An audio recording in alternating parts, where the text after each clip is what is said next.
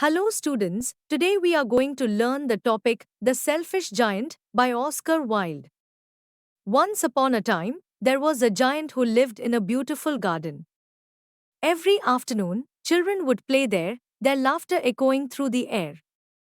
The garden was a place of joy and wonder, filled with soft green grass, beautiful flowers, and 12 peach trees that bloomed with delicate blossoms in the spring. The children would play hide and seek among the trees, chase butterflies across the meadow, and swing on the sturdy branches of the peach trees. They often exclaimed to each other how happy they were in the garden. It was a place where their imaginations ran wild and their spirits soared. In the spring, the peach trees would bloom with delicate blossoms of pink and pearl, filling the air with a sweet, intoxicating fragrance. The children would often sit beneath the trees, their faces upturned to the sun, listening to the birds singing and watching the bees buzzing from flower to flower. One day, the giant returned home after visiting his friend, the Cornish ogre, after 7 years. He was furious to find children playing in his garden and chased them away with a gruff voice. The giant declared that his garden was his own, and no one else could play there. To enforce this, he built a high wall around it and put up a notice board stating, "Trespassers will be prosecuted." This act revealed the giant's selfish nature.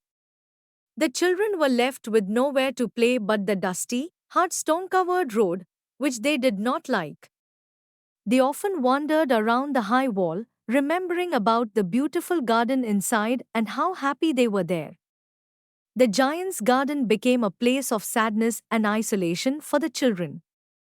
While spring brought flowers and birds to the rest of the country, it skipped the giant's garden, leaving it cold and silent. The snow and the frost were delighted and made it their home, covering the grass in white and painting the trees silver.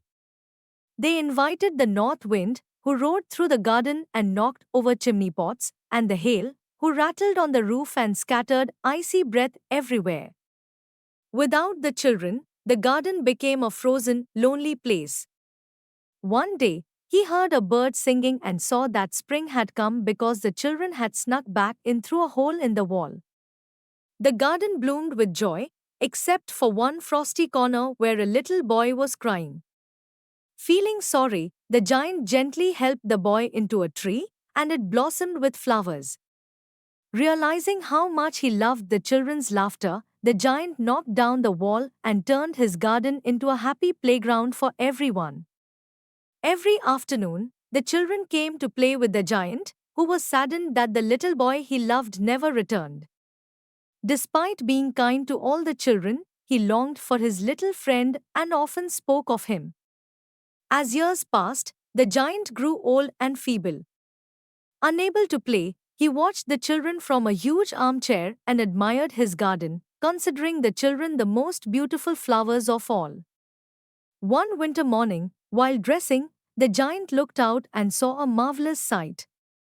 In the farthest corner of the garden stood a tree covered in white blossoms with golden branches and silver fruit. Underneath the tree stood the little boy he had loved. Overjoyed, the giant ran downstairs and hastened across the grass to the child. Upon approaching, his face reddened with anger as he saw the boy's hands and feet bore nail prints. The giant asked who had dared to wound the boy, but the child explained they were the wounds of love. The giant, filled with awe, knelt before the child, who smiled and invited the giant to his garden, which was paradise.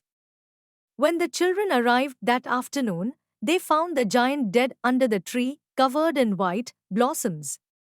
The selfish giant teaches us the importance of sharing and kindness. The giant's journey from selfishness to love shows how opening our hearts can bring true joy, not just to ourselves, but to others as well. We hope that you have understood the topic.